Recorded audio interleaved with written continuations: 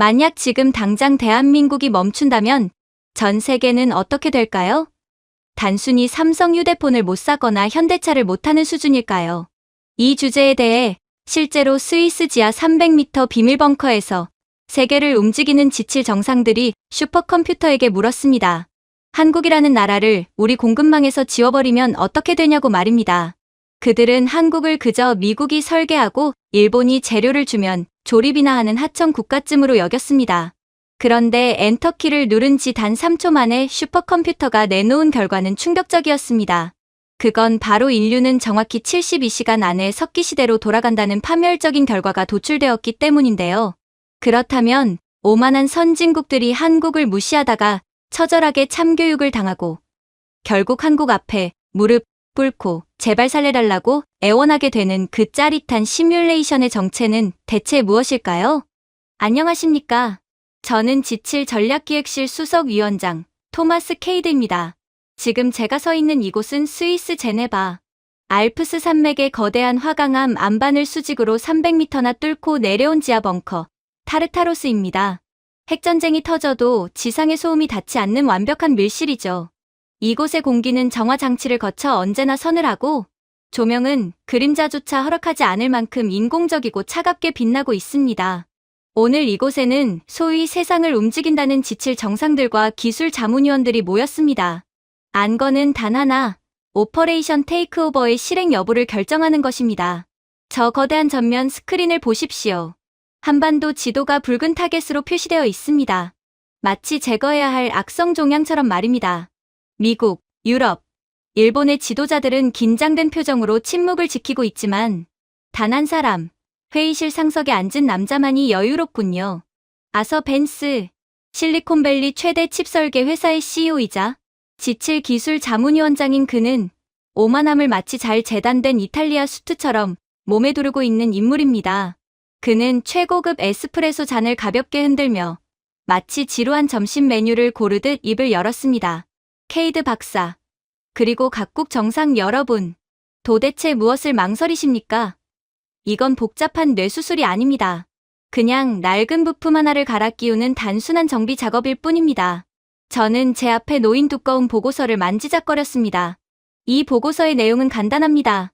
한국이 독점하고 있는 핵심 반도체 생산 라인을 강제 징발하거나 그 공급망을 일본과 대만으로 즉시 대체하여 한국을 글로벌 경제 시스템에서 완전히 도려내는 것. 이성적으로만 따지면 벤스의 주장은 완벽해 보입니다. 미국이 두뇌를 제공하고 네덜란드가 도구를 제공하고 일본이 재료를 제공합니다. 벤스의 논리에 따르면 한국은 그저 그 재료들을 조립하는 하청 공장, 그 이상도 그 이하도 아니니까요. 벤스 위원장, 이론적으로는 그렇습니다. 하지만 한국이 가진 제조 공정의 특수성과 노하우라는 변수가 시뮬레이션에 제대로 반영되지 않았을 수도 있습니다. 우리는 신중해야 합니다. 제 말이 끝나기도 전에 벤스는 손을 휘휘 저으며 말을 잘랐습니다. 그의 입가에 걸린 비웃음은 숨길 생각조차 없어 보이더군요. 노하우? 박사님, 제발 20세기 제조업 시절의 낭만 같은 소리는 집어치우십시오. 지금은 데이터의 시대입니다. 내가 한국 공장에 보낸 설계도에는 나노 단위의 공정, 트랜지스터의 배치, 배선 구조까지 완벽하게 적혀 있습니다. 일본이나 대만 엔지니어들이 그 설계도를 못 읽을 것 같습니까? 기계는 거짓말을 하지 않아요. 한국인들이 가진 건 기술이 아니라 그저 운 좋게 타이밍을 맞춰 선점한 설비뿐입니다. 그 설비, 우리가 가져오면 그만입니다. 그는 자신만만하게 키보드 위에 손을 올렸습니다. 벙커 중앙에 자리 잡은 슈퍼컴퓨터 제우스가 웅장한 구동음을 내며 대기 상태에 들어갔습니다. 제우스는 지구상의 모든 경제 흐름, 군사 네트워크, 통신망을 1대1로 복제해 미래를 예측하는 인류가 만든 가장 똑똑한 예언자입니다. 자, 똑똑히 보십시오. 우리가 한국이라는 손발을 잘라내도 미국이라는 뇌가 멀쩡하다면 세상은 아무 문제 없이, 아니 오히려 더 효율적으로 돌아간다는 걸 증명해 보이겠습니다. 벤스의 검지가 엔터키를 눌렀습니다. 경쾌한 타건음이 벙커의 정적을 깼습니다. 시뮬레이션 상에서 한국산 반도체의 글로벌 네트워크 접속 코드가 차단되었습니다. 동시에 일본과 대만의 대체 생산 라인이 가동되는 명령어가 입력되었습니다. 저는 마른 침을 삼키며 전면 스크린을 응시했습니다. 벤스의 호언장담대로라면 그래프는 잠시 출렁이다가 이내 우상향을 그리며 안정을 찾아야 했습니다. 그것이 우리가 믿는 서구 문명의 논리였으니까요. 1초, 2초, 3초. 크린의 그래프가 움직이지 않았습니다. 아니, 정확히 말하면 그래프 자체가 사라졌습니다. 대신 벙커의 조명이 불안하게 깜빡이기 시작했습니다. 웅웅거리던 제우스의 구동음이 갑자기 날카로운 비명처럼 고음으로 치솟았습니다. 마치 거대한 짐승이 단말말을 내지르는 듯한 소음이었습니다. 뭐야? 전력 공급에 문제가 생긴 건가? 예비 전력 가동에 벤스가 당황한 듯 키보드를 두드리기 시작했습니다. 하지만 모니터는 그의 명령을 철저히 거부했습니다. 그리고 다음 순간 가로 10m의 초대형 스크린이 섬뜩한 붉은색으로 뒤덮였습니다. 단 한 줄의 문장이 우리를 내려다보고 있었습니다. 시간 붕괴, 시간 붕괴. 시스템 오류나 전력 차단. 혹은 네트워크 단절이 아니라 시간 붕괴라니요. 저는 제 눈을 의심했습니다. 그 불길한 문구 밑으로 믿을 수 없는 붉은 수치들이 폭포수처럼 쏟아져 내리기 시작했습니다. 뉴욕 증권거래소 거래 체결 오류 100%. 런던 증권거래소 시스템 다운. 나스닥 선물 지수 데이터 없음. 전 세계 금융자산 증발액 5조 4천억 달러. 집계 중단. 단 3초 만이었습니다. 5조 달러. 웬만한 선진국의 1년 GDP가 순식간에 공중분해되었습니다. 벤스의 얼굴이 붉은 조명을 받아 기괴하게 일그러졌습니다. 그는 믿을 수 없다는 듯 소리쳤습니다. 이 멍청한 기계가 고장났군. 한국 공장 하나? 껐다고 5조 달러가 사라져. 이게 말이 돼? 금융망이랑 반도체 공장이 무슨 상관이야. 이건 버그야, 버그라고. 그때 벙커의 메인 스피커를 통해 찢어질 듯 다급한 목소리가 터져 나왔습니다. 화상 연결된 뉴욕증권거래소의 시스템 총괄 이사였습니다. 화면 속 그의 뒤로는 아비규환이 된 월스트리트의 객장이 보였습니다. 수백 명의 트레이더들이 머리를 감싸쥐고 비명을 지르고 전광판은 검게 꺼져 있었습니다. 벤스 위원장님, 제발 당장 복구하세요. 지금 전 세계의 시계가 어긋났습니다. 시계라니? 무슨 헛소리야.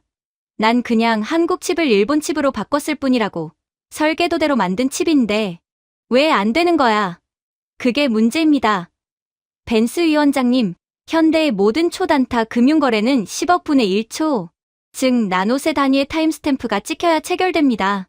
뉴욕에서 매수 버튼을 누르고 런던에서 매도 버튼을 누를 때 두 서버의 시간이 원자 단위까지 정확히 일치해야 거래가 성립된다고요. 총괄 이사는 숨이 넘어갈 듯 털떡이며 절규에 가까운 설명을 이어갔습니다. 그 0.00000001초의 오차를 잡아주는 초정밀 타이밍 칩의 핵심 코어가 어디에 있는지 아십니까? 바로 한국산 지능형 메모리 반도체 안에 기생 방식으로 심어져 있습니다. 위원장님이 한국 칩을 차단하는 순간 전 세계 금융망의 동기화가 깨져버렸습니다. 지금 뉴욕 서버는 9시 1분 00초인데 런던 서버는 9시 1분 0.1초를 가리키고 있다고요. 이 찰나의 0.1초 차이 때문에 지난 10년치의 거래 장부가 시간 불일치 판정을 받고 데이터베이스에서 자동 삭제되고 있습니다. 돈이 사라진 게 아닙니다. 돈의 존재를 증명할 시간이 사라진 겁니다. 저는 등골이 서늘해짐을 느꼈습니다. 작년에 전 세계를 마비시켰던 크라우드 스트라이크 IT 대란은 차라리 귀여운 수준이었습니다. 그건 블루 스크린이 뜨고 재부팅하면 되는 문제였으니까요. 하지만 이건 재부팅할 시점 자체가 사라진 것입니다. 시간이 엉켜버린 세상에서 무엇이 과거이고 무엇이 현재인지 기계는 구분하지 못합니다. 그럴 리가 없어. 대체품을 투입했잖아. 일본 최고 기업에 내가 직접 설계도를 넘겼어. 똑같은 설계도, 똑같은 장비, 똑같은 소재로 만들었는데 왜 작동을 안 해? 벤스는 악을 쓰며 제우스의 키보드를 부서져라 두드리고 있었습니다. 그는 인정할 수 없었을 겁니다. 자신이 설계한 완벽한 뇌가 고작 하청업체라고 무시했던 곳의 부품 하나 때문에 식물인간이 되었다는 사실을 말입니다. 그때였습니다. 이번에는 나사 데이터 통신국장의 화상 연결이 떴습니다. 그의 표정은 월스트리트의 이사보다 더 절망적이었고 그의 등 뒤로는 붉은색 사이렌이 요란하게 돌아가고 있었습니다. 타르타로스, 응답하십시오. 여기는 휴스턴 통제센터. 긴급 상황입니다. GPS 위성군 스문에게 전원으로부터 충돌 경고가 들어왔습니다. 충돌? 위성이 왜 충돌해? 궤도는 고정되어 있잖아. 제가 묻자 나사 국장은 떨리는 손으로 위성 궤도 시뮬레이션을 띄웠습니다. 지구 주위를 도는 수만 개의 위성과 우주 파편들이 마치 통제, 이른 당구공처럼 제멋대로 움직이며 붉은 궤적을 그리고 있었습니다. 박사님, 위성들은 빛의 속도로 움직이는 전파를 주고받습니다. 아주 미세한 시간 오차만 생겨도 위치값은 수십 킬로미터씩 빗나갑니다. 그래서 위성들은 끊임없이 지상 서버와 시간을 맞추는 보정 작업을 합니다. 그 보정 신호를 송출하는 메인 클럭 제너레이터가 어디 있는지 아십니까? 한국입니다. 한국의 데이터 센터가 셧다운되자 위성들이 자신이 지금 어디에 있는지, 지금이 몇 시인지 잊어버렸습니다. 궤도를 이탈한 위성들이 중력에 이끌려 추락하고 있습니다. 예상 추락 지점은 맙소사, 뉴욕, 도쿄, 런던입니다. 벙커 안은 죽은 듯이 고요해졌습니다. 오직 붉은 경고등만이 미친 듯이 깜빡이며 이 상황이 현실임을 알리고 있었습니다. 벤스는 바닥에 털썩 주저앉았습니다. 그의 손에 들려있던 최고급 에스프레소 잔이 바닥에 떨어져 산산조각이 났습니다. 검은 커피가 대리석 바닥을 적셨지만 아무도 신경 쓰지 않았습니다. 이건 사기야. 내가 준 설계도대로라면 작동해야 해. 일본 놈들이 뭘 빼먹은 게 분명해. 수율이 왜 0%야? 왜? 벤스는 여전히 남 탓을 하며 현실을 부정하고 있었습니다. 저는 천천히 그에게 다가갔습니다. 이제야 모든 퍼즐이 맞춰졌습니다. 왜 한국이어야만 했는지, 왜 그 작은 나라가 반도체 패권 전쟁에서 살아남다 못해 지배자가 되었는지, 저는 차갑게 식은 목소리로 바닥에 주저앉은 벤스를 내려다보며 말했습니다. 설계도. 그래요, 벤스 위원장. 당신의 설계도는 수학적으로 완벽했을 겁니다. 하지만 당신의 그 완벽한 설계도에는 절대로 적혀있지 않은, 아니 적을 수 없는 단어 하나가 빠져 있습니다. 벤스가 핏발선 눈으로 저를 올려다보았습니다. 공포와 분노가 뒤섞인 추한 얼굴이었습니다. 그게 뭔데? 뭐가 빠졌다는 거야, 육감. 뭐라고? 육감. 지금 농담해. 농담 아닙니다. 저는 한국 엔지니어들이 반도체 수율을 잡기 위해 클린룸의 온도를 0.1도, 습도를 0.01% 단위로 조절한다는 보고서를 읽은 적이 있습니다. 그들은 기계가 알려주는 수치만 믿지 않습니다. 그날의 기압, 미세한 진동, 심지어 작업자의 컨디션과 공기의 냄새까지 본능적으로 감지하고 공정 타이밍을 미세하게 조절합니다. 그건 데이터로 수치화해서 설계도에 적을 수 있는 게 아닙니다. 수십 년간 불량품과 싸우며 밤새워 기계를 돌리며 그들의 뇌와 손끝에, 아니 뼛속 깊이 새겨진 DNA 같은 겁니다. 저는 스크린 한 구석에 작게 떠있는 일본 대체 공장의 로그 파일을 가리켰습니다. 수율 0%. 생산된 모든 칩이 불량이었습니다. 기계는 돌아갔지만 제품은 나오지 않았습니다. 당신은 일본과 대만 공장의 최신 기계와 매뉴얼을 줬겠죠. 하지만 한국인들이 가진 그 장인의 감각은 복사해서 이메일로 보낼 수 없었습니다. 한국 엔지니어들은 기계를 다루는 게 아닙니다. 그들은 실리콘 웨이퍼 위에서 예술을 하고 있었던 겁니다. 그들이 떠난 순간 당신의 그 잘난 설계도는 그저 비싼 휴지 조각이 되어버린 겁니다. 벤스의 얼굴이 흙빛으로 변했습니다. 그는 떨리는 손으로 품 안에서 자신의 태블릿 PC를 꺼냈습니다. 아마 자신의 자산을 확인하려 했을 겁니다. 실리콘밸리 재벌인 그의 전 재산은 주식과 디지털 자산일 테니까요. 하지만 화면에는 잔고 대신 차가운 메시지만이 떠 있을 게 분명했습니다. 시스템, 에러 시간 싱크 오류 금융망의 시간이 붕괴된 지금 그의 수천억 달러 재산은 그저 디지털 유령일 뿐입니다. 인출할 수도 송금할 수도 없는 데이터 쓰레기죠. 이걸 멈춰. 당장 멈추라고. 내 돈, 내 회사가. 벤스가 비명을 지르며 제 바짓가랑이를 잡고 매달렸습니다. 제가 이걸 어떻게 멈춥니까? 벤스 위원장님이 직접 엔터키를 누르셨잖습니까? 한국을 잘라내겠다고요. 한국 없이도 미국은 뇌만 있으면 된다고 하지 않으셨습니까? 되돌려. 다시 연결해. 한국에. 한국 대통령에게 전화를 걸어. 아니, 삼성, SK.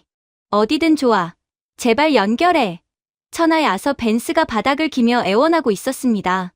조금 전까지만 해도 한국을 하청 공장 취급하며 비웃던 그 오만한 자태는 온데간데 없었습니다. 저는 씁쓸한 미소를 지으며 제우스의 제어 패널을 바라보았습니다. 붉은색 경고창은 여전히 맹렬하게 전멸하고 있었습니다. 이 시뮬레이션이 보여주는 진실은 명확했습니다. 우리는 그동안 치명적인 착각을 하고 있었습니다. 미국이 뇌이고 한국이 손발이라고요? 아니요. 한국은 단순한 손발이 아니었습니다. 그들은 디지털 세상의 심장 박동을 쥐고 있는 유일한 페이스메이커였습니다. 심장이 멈추면 아무리 천재적인 뇌도 3분 안에 썩어버립니다. 제우스, 시뮬레이션 긴급 중단. 오퍼레이션 테이크오버 폐기. 한국 통신망 재접속.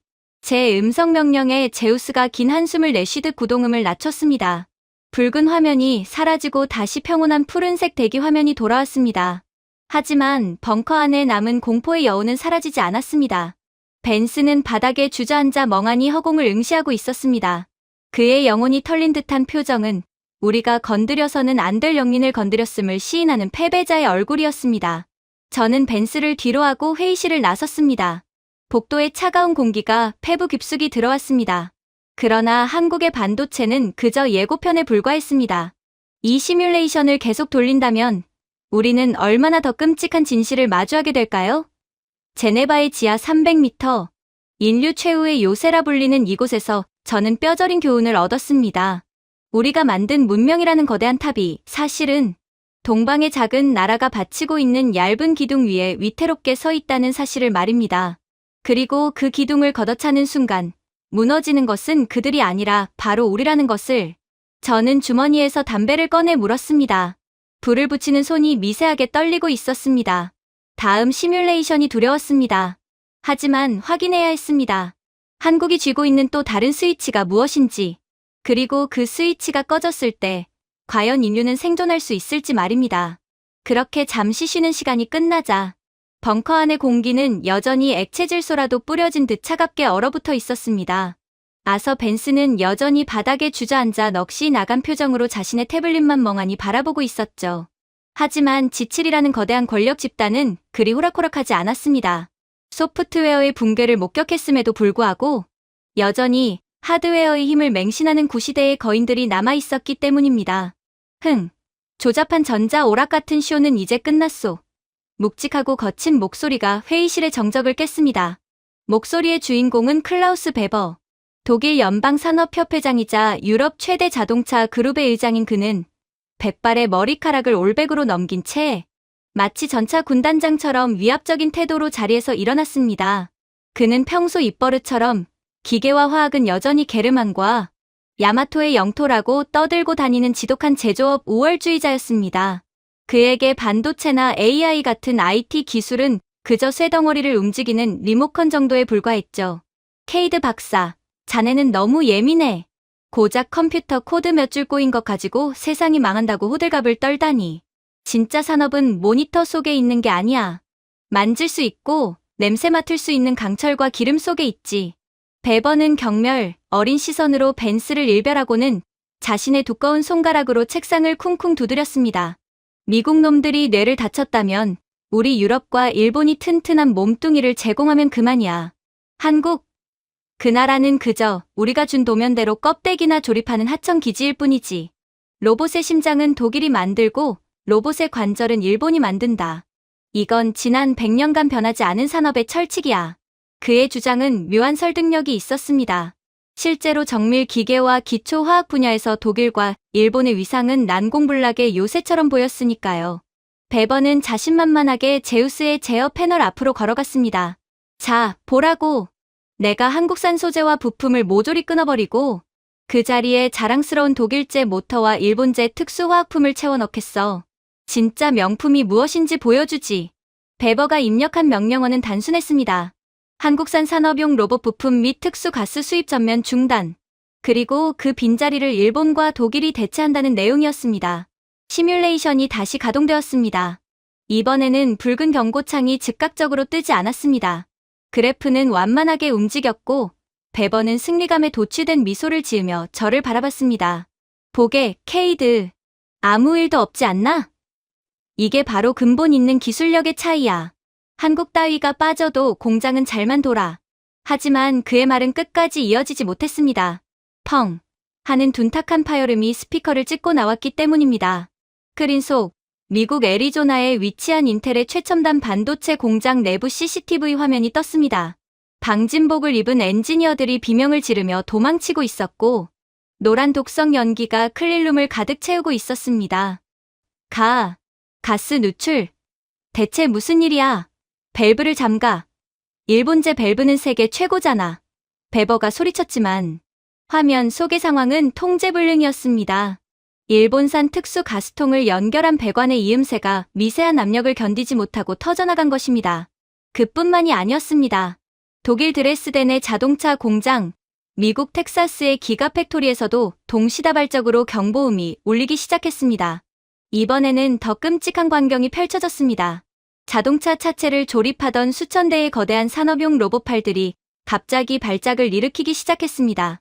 마치 간질 환자처럼 덜덜 떨리던 로봇팔이 제멋대로 휘둘러지며 조립 중이던 최고급 세단의 차체를 엿가락처럼 구겨버렸습니다. 정밀하게 나사를 조여야 할 로봇이 용접기를 든 채 옆에 있던 다른 로봇을 공격했고 공장 내부는 순식간에 서로 부딪히고 깨지는 강철의 지옥도로 변했습니다. 이게 도대체 무슨 꼴이야? 로봇들이 왜 저래? 제어 시스템은 독일제 지멘스란 말이다. 베버의 얼굴이 하얗게 질렸습니다. 그가 자랑하던 독일의 심장을 가진 로봇들이 마치 악령에 씌인 듯 폭주하고 있었으니까요. 그때 현장 책임자의 다급한 음성이 연결되었습니다. 의장님, 로봇의 관절이 감속기가 제어를 따르지 않습니다. 일본산 대체품을 끼웠는데 오차 범위를 벗어납니다. 로봇이 자기가 어디에 멈춰야 할지 모릅니다. 0.001mm만 빗나가도 옆에 있는 기계를 때려 부순다고요. 그것은 시작에 불과했습니다. 더 충격적인 보고가 미 펜타곤으로부터 들어왔습니다. 미 공군의 전략 자산인 F-22 랩터, 스텔스기 편대가 훈련 비행 중 레이더에 비행기 모양으로 선명하게 잡히기 시작한 것입니다. 스텔스 기능을 상실했다는 뜻이었습니다. 조종사들은 기체 표면의 특수 도료가 비늘처럼 벗겨져 나가는 것을 공포에 질린 채 보고하고 있었습니다. 스텔스 도료가 벗겨진다니. 접착제 성분은 일본 최고 기업 제품을 썼을 텐데 베버는 믿을 수 없다는 듯 머리를 감싸 쥐었습니다. 산업의 쌀이라 불리는 반도체 공장은 독가스로 멈췄고 제조업에 꽂힌 자동차 공장은 로봇들의 반란으로 폐허가 됐으며 하늘의 지배자인 스텔스기는 고철 덩어리가 되어버렸습니다. 단 10분 만에 베버가 신봉하던 서구 제조업의 신화는 처참하게 박살났습니다. 저는 천천히 베버의 곁으로 다가갔습니다. 스크린 속 불타고 있는 공장의 모습이 제 안경 렌즈에 비쳤습니다. 베버 의장님은 방금 산업의 피를 뽑아내고 그 자리에 썩은 물을 채워 넣으셨습니다. 뭐라고? 썩은 물? 일본과 독일 기업, 전부 100년 전통의 기업들이야. 소재 순도가 99.9%라고. 완벽에 가까운 순도란 말일세. 그런데 왜 불량이 나는 거야? 베버가 억울하다는 듯 절규했습니다. 저는 품에서 한국산업통상자원부의 기밀 보고서를 꺼내 그의 눈앞에 들이밀었습니다. 99.9%요? 장난하십니까? 그건 동네 슈퍼마켓에서 파는 오렌지 주스 함량 표기에서나 쓰는 숫자입니다. 지금 한국이 반도체 공정에 투입하는 초고순도 불화수소와 특수가스의 순도가 얼마인지 아십니까? 저는 손가락으로 보고서의 숫자를 가리켰습니다. 12-9, 99.999999999%. 소수점 뒤에 9가 12개입니다. 한국은 이 미친 순도를 양산하고 있습니다. 1조 개의 입자 중 불순물이 단 하나라도 있으면 안 되는 수준이죠. 의장님이 가져온 일본산 99.9%요. 그건 반도체 입장에서는 가스가 아니라 흙탕물입니다. 그 0.000000001%의 미세한 불순물이 밸브를 부식시키고 나노 회로를 끊어먹은 겁니다. 베버의 눈동자가 흔들렸습니다.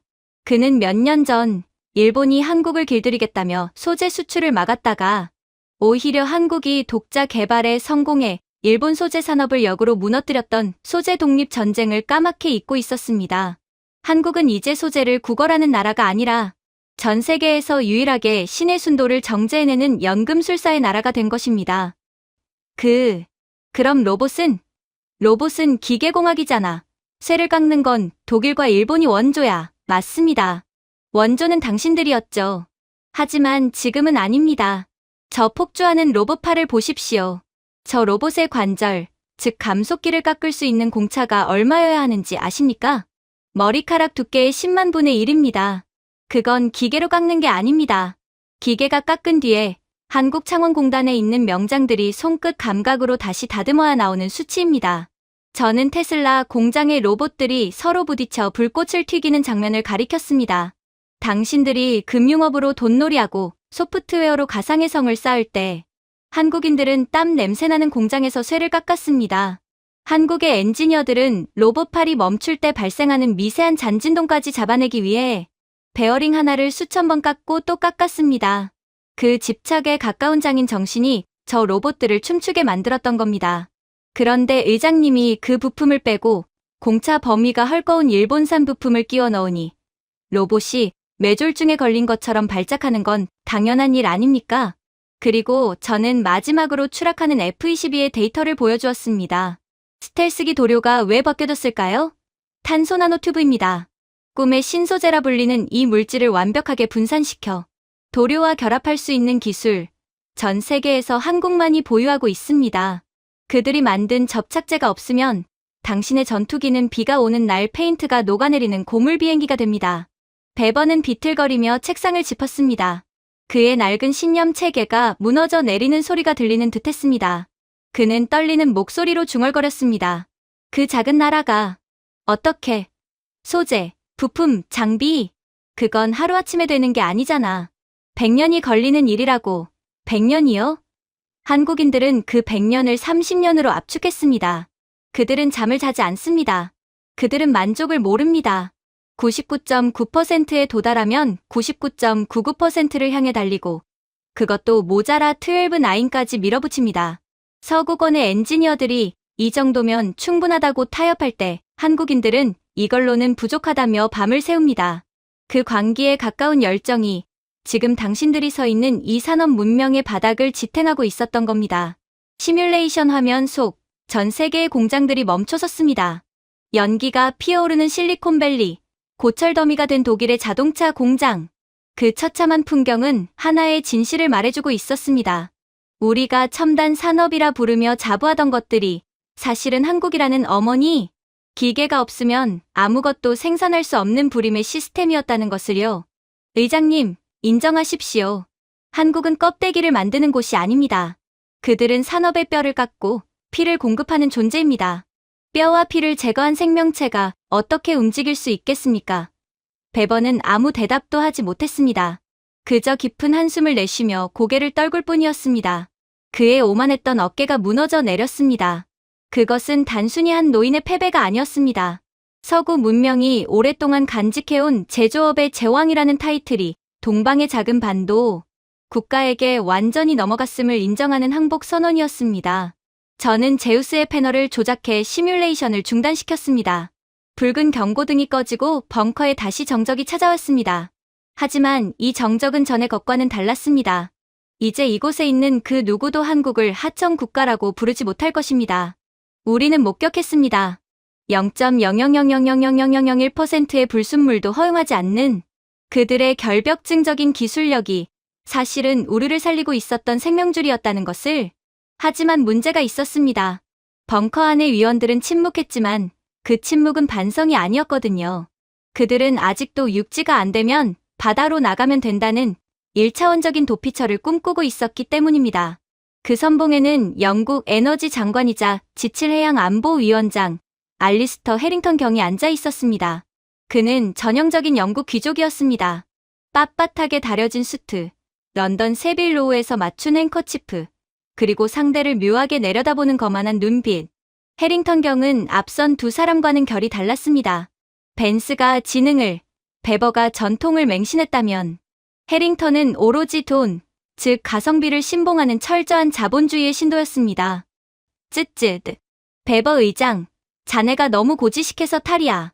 99.999%니 12-9이니 하는 게 무슨 소용인가. 바다는 거칠어.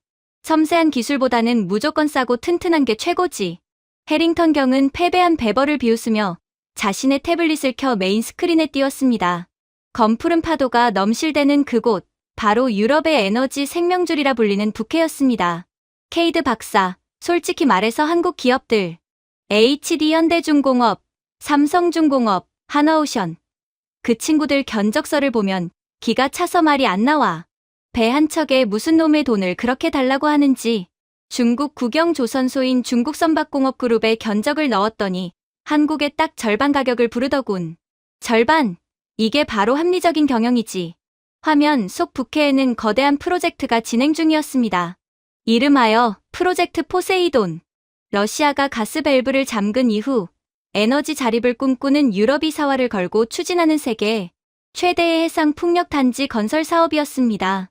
에펠탑만 한 높이의 초대형 풍력 발전기, 수백 개를 바다 한가운데에 꽂아 넣는 인류 역사상 가장 거대한 해양 토목 공사였죠. 해링턴경, 북해는 평균 파고가 5m, 심할 때는 15m가 넘는 곳입니다. 그곳에서 작업을 하려면 단순한 배가 아니라 제가 경고하려 했지만 해링턴은 코웃음을 치며 말을 잘랐습니다. 기술? 배 만드는 기술이 다 거기서 거기지. 쇠판 용접하고 엔진 달면 끝 아닌가. 한국 오퍼는 당장 찢어버리게. 나는 이미 CSSC 산하의 장난조선소와 계약을 마쳤네. 저 거대한 중국 배들을 보게. 물량 공세가 뭔지 보여주지. 해링턴의 손가락이 엔터키를 눌렀습니다. 시뮬레이션 상에서 한국의 특수 선박들이 철수하고 붉은색 오성운기가 펄럭이는 중국산 선박들이 북해로 진입했습니다. 하지만 그 위풍당당함은 딱 10분, 폭풍우가 몰아치기 전까지만 유효했습니다. 북해의 날씨가 급변하며 시속 100km의 강풍이 불어닥치자 중국산 최신형 설치선은 종이배처럼 뒤집혔습니다.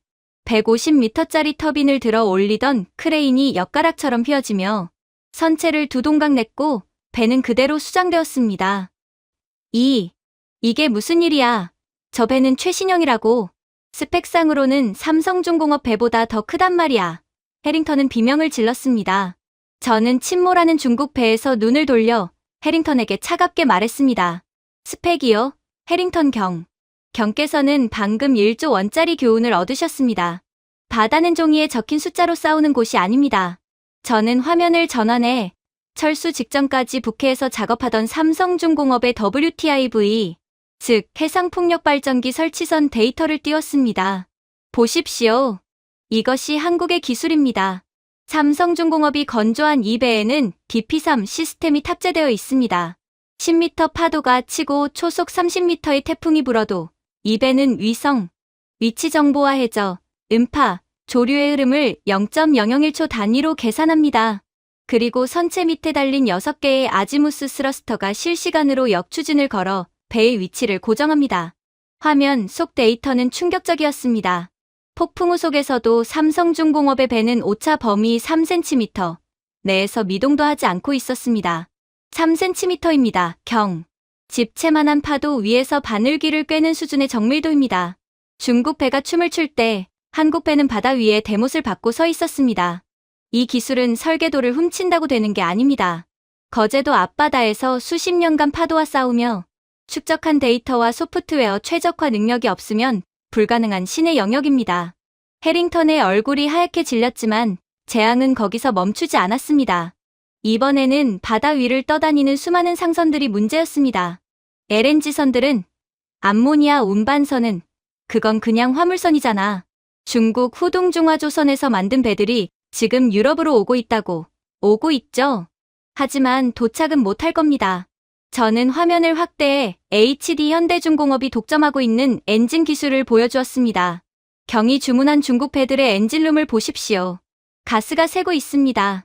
LNG와 암모니아는 영하 163도의 극저온을 견뎌야 하고 맹독성 가스를 완벽하게 밀봉해야 합니다. HD현대가 개발한 힘센 엔진과 제액화 시스템은 가스 누출률이 0.0001% 미만입니다. 세계에서 유일하게 완벽한 밀봉을 보장하는 엔진이죠. 화면 속 중국 배들은 화물창의 단열재가 깨져 선체가 얼어붙고 엔진이 멈춰 바다 위를 표류하고 있었습니다. HD현대의 엔지니어들은 2중, 3중의 방벽을 칠 때 용접 비드의 높이까지 현미경으로 검사합니다. 그 결벽증에 가까운 품질 관리가 없으면 암모니아 운반선은 움직이는 독가스 살포기일 뿐입니다. 경은 지금 싼값에 시한폭탄을 수입하신 겁니다. 설상가상으로 심해 시추 현장에서도 경고음이 울렸습니다. 심해 3000m 아래에서 석유를 뽑아 올리던 중국산 드릴십의 파이프가 끊어진 것입니다. 드릴십. 내 석유가. 드릴십의 제왕이 누구인지 잊으셨습니까? 하나오션입니다. 하나오션은 전 세계 드릴십 시장을 사실상 독점했던 기업입니다. 그들이 만든 자동화 파이프 핸들링 시스템은 로봇팔이 파이프를 잡고 AI가 조류의 흐름을 예측해 드릴의 각도를 조절합니다. 한국 엔지니어가 철수하자마자 당신의 시추선은 바다 위에서 중심을 잃은 술주정뱅이가 되어 파이프를 다 끊어먹은 겁니다. 해링턴은 이제 의자에 앉아있을 힘조차 없어 보였습니다.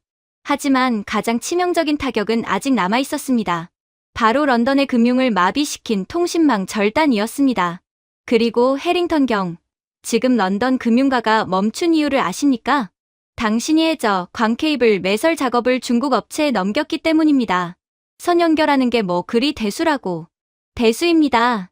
수심 8000m, 에베레스트 높이만큼 깊은 심해 바닥입니다. 그곳은 우주보다 가혹합니다. 그 어둠 속에서 머리카락 굵기의 광섬유를 연결하고 매설하는 작업은 LS 마린 솔루션만이 완벽하게 수행할 수 있습니다. 저는 LS 마린 솔루션의 작업 영상을 띄웠습니다. 심해 로봇이 마치 외과의사가 수술을 하듯 정밀하게 케이블을 연결하고 특수쟁기로 해저면을 파고 묻는 장면이었습니다. LS 마린 솔루션은 지난 30년간 태평양 횡단 케이블을 깔면서 단 한 번의 실패도 없었습니다. 그들의 포설선은 파도에 흔들리는 배 위에서도 케이블의 장력을 1g 단위로 조절합니다. 중국 업체요? 장력 조절에 실패해서 케이블이 끊어지거나 엉뚱한 곳에 묻어서 상어밥이 되게 만들었겠죠. 지금 당신의 인터넷이 끊긴 건 단순 사고가 아니라 기술의 격차를 무시한 오만의 대가입니다. 해링턴 경은 바닥에 주저앉아 떨리는 손으로 머리를 감싸 쥐었습니다. 북해에는 부서진 중국 배들이 떠다니고 유럽의 항구는 가스 누출 공포에 떨고 있으며 금융가는 인터넷이 끊겨 석기시대로 돌아갔습니다. 내가 무슨 짓을 한 건가? 고작 돈 몇 푼 아끼려다 한국이라는 거인을 적으로 돌렸어. 네, 그렇습니다. 당신들은 한국의 조선소를 하청 공장이라 불렀지만 사실 그곳은 인류 문명을 바다 위에서 지탱하는 아틀라스였습니다. HD 현대의 엔진, 삼성중공업의 정밀 제어, 하나오션의 심해 기술, LS 마린 솔루션의 연결 능력, 이 네 가지가 합쳐져야만 세계는 바다를 건널 수 있습니다. 저는 제우스의 패널을 조작해 시뮬레이션을 멈췄습니다. 붉은 경고등이 꺼지고 벙커에는 무거운 침묵만이 흘렀습니다. 벤스의 소프트웨어, 베버의 하드웨어, 그리고 해링턴의 에너지 인프라까지 지칠이 자랑하던 모든 것이 한국 없이는 모래성처럼 무너진다는 것이 증명되었습니다. 이제 우리는 뼈저리게 알게 되었습니다. 거친 파도와 싸우며 묵묵히 배를 만들고 심해의 어둠 속에서 케이블을 깔던 한국인들의 피와 땀이 사실은 우리의 생명줄이었다는 것을 말입니다. 이제 벙커의 공기는 이제 단순한 공포를 넘어 숨막히는 절망감으로 가득 차 있었습니다. 바다는 거짓말을 하지 않았고 그 바다 위에서 한국이라는 이름은 대체 불가능한 절대자의 동요였습니다. 해링턴 경이 무너져 내린 자리에는 무거운 침묵만이 감돌았고 우리 지칠의 위원들은 서로의 눈치를 보며 마른 침을 삼킬 뿐이었습니다.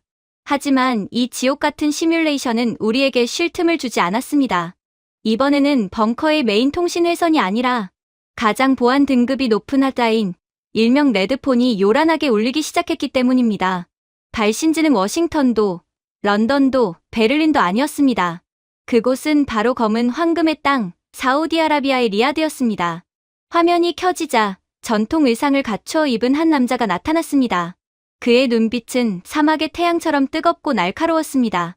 그는 바로 사우디 국부펀드의 의장이자 실권자인 아미르 왕자였습니다. 평소 지칠 정상들과 웃으며 악수하던 온화한 모습은 온데간데 없었고 격노한 표정으로 우리를 노려보고 있었습니다. 케이드 박사, 그리고 지칠의 멍청한 관료들, 지금 당장 한국에 대한 제재 시뮬레이션을 멈추시오.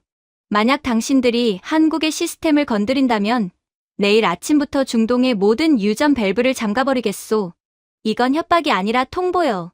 저는 당황했습니다. 사우디가 한국 때문에 미국과 유럽을 상대로 석유 전쟁을 불사하겠다고? 도대체 왜?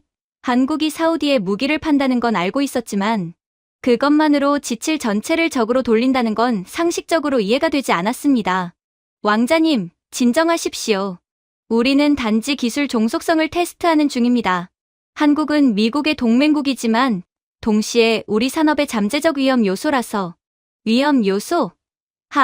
당신들은 정말 아무것도 모르는군요. 아미르 왕자는 비웃음을 흘리며 자신의 집무실 창밖을 비췄습니다. 그곳에는 끝없이 펼쳐진 황량한 사막 대신 믿을 수 없는 광경이 펼쳐지고 있었습니다. 거대한 유리돔과 큐브 형태의 건물들이 사막을 가득 메우고 있었고 그 안에는 붉고 푸른 식물들이 울창하게 자라나고 있었습니다. 보이시오? 저것이 바로 우리가 한국을 포기할 수 없는 이유요. 당신들은 석유가 권력이라고 생각하지? 틀렸어. 21세기의 진정한 권력은 바로 식량이요. 우리 국민 3천만 명의 목숨줄이 한국의 손에 달려 있단 말이요. 왕자는 화면을 확대해 사우디의 스마트팜 단지를 보여주었습니다. 우리는 지난 50년 동안 사막에서 농사를 짓기 위해 수백조 원을 쏟아부었소. 네덜란드의 최첨단 유리 온실. 들여와봤지. 하지만 결과는 처참했소. 그들의 유리는 사막의 50도 폭염을 견디지 못하고 내부를 찜통으로 만들어 작물들을 다 삶아버렸소. 미국의 수직 농장, 물 소비량이 너무 많아서 지하수가 말라버렸지. 서구의 기술은 사막이라는 극한 환경 앞에서 무용지물이었소. 그의 목소리에는 서구 기술에 대한 깊은 불신이 깔려 있었습니다. 그런데 한국인들은 달랐소. 그들은 유리가 아니라 특수 소재 막을 사용하고 외부 공기를 차단한 채 한국형 AI가 제어하는 밀폐형 스마트팜, 일명 데저트 큐브를 가져왔소. 그들은 사막 한가운데서 물 한 방울을 99번 재활용하며 에어컨을 끄고도 작물을 키우는 기적을 보여주었소. 화면 속 리야드 외곽의 스마트팜 내부에는 탐스러운 딸기와 신선한 상추가 주렁주렁 열려 있었습니다. 한국의 겨울철 대표 과일인 딸기가 열사의 땅 사막에서 자라고 있는 모습은 초현실적이었습니다. 지금 사우디와 UAE 국민이 매일 아침 먹는 신선 채소의 80%가 바로 저 한국형 스마트팜에서 나오. 한국의 농업 AI가 실시간으로 온도, 습도, 양액 농도를 조절하고 있소. 그런데 당신들이 한국의 서버를 차단한다고? 그 순간 저 시스템의 쿨링팬이 멈추고 영양 공급이 끊기요. 단 4시간. 딱 4시간이면 저 싱싱한 작물들은 전부 말라 비틀어져 죽고 말 거요. 우리 국민들은 다시 수입산 냉동 채소나 씹어야 한단 말이요. 저는 말문이 막혔습니다. 반도체나 배터리가 멈추면 불편하면 그만이지만 식량이 끊기면 폭동이 일어납니다. 한국은 중동의 식탁을, 아니 그들의 생존을 인질로 잡고 있었던 것입니다. 케이드 박사, 당신들은 한국을 제조업 국가로만 알지? 그들은 농업을 데이터 산업으로 바꾼 미친 민족이요.